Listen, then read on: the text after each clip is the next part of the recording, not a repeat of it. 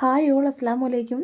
അപ്പോൾ ഇന്നത്തെ എൻ്റെ റെസിപ്പി എന്ന് പറയുന്നത് ചോറിനും ചപ്പാത്തിക്കും ഒക്കെ കൂടെ കഴിക്കാൻ പറ്റിയ നല്ല നാടൻ കൂൺ റോസ്റ്റാണ്. റെസ്റ്റോറൻറ്റ് സ്റ്റൈലിൽ നല്ല പെർഫെക്റ്റ് ആയിട്ട് നല്ല മസാലയോട് കൂടി എങ്ങനെ ഉണ്ടാക്കാമെന്ന് നമുക്ക് നോക്കാം. നേരെ വീഡിയോയിലേക്ക് പോവാം. അതിനായിട്ട് നമുക്ക് നല്ല ഫ്രഷ് കൂൺ തന്നെ എടുക്കാം. വെള്ളം തിളപ്പിച്ച് ആറിയ ശേഷം അതിലേക്ക് മഞ്ഞൾപ്പൊടി ഇട്ട് ഒരു 15 മിനിറ്റ് നമുക്കിതിലെ വിഷാംശങ്ങളും കാര്യങ്ങളൊക്കെ പോകാനായിട്ട് കൂൺ നമുക്ക് അതിലിട്ട് കുറച്ച് നേരം മൂടി വയ്ക്കാം. അതിനുശേഷം നല്ല കഴുകി വൃത്തിയാക്കി ഈ രീതിയിൽ ഈ മുഴുപ്പിൽ നമുക്കത് കട്ട് ചെയ്തെടുക്കാം. ശേഷം ഒരു പാൻ ചൂടാക്കി അതിലേക്ക് 2 ടീസ്പൂൺ വെളിച്ചെണ്ണ ഒഴിച്ച് അത് ചൂടായി വരുമ്പോൾ നമുക്കതിലേക്ക് കടുക് പൊട്ടിച്ചെടുക്കാം.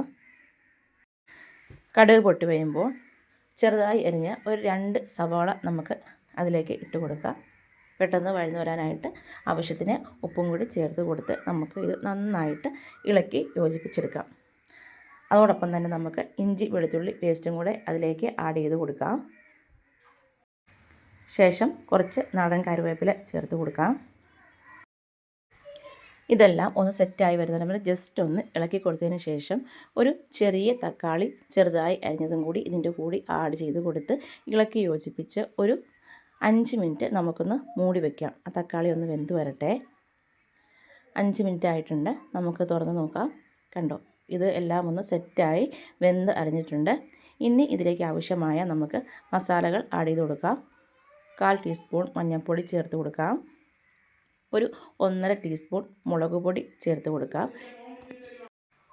അതിനുശേഷം മസാലപ്പൊടി, മീറ്റ് മസാലയാണ് ഞാൻ ചേർത്ത് കൊടുത്തിരിക്കുന്നത്. ഹോം മെയ്ഡാണ്.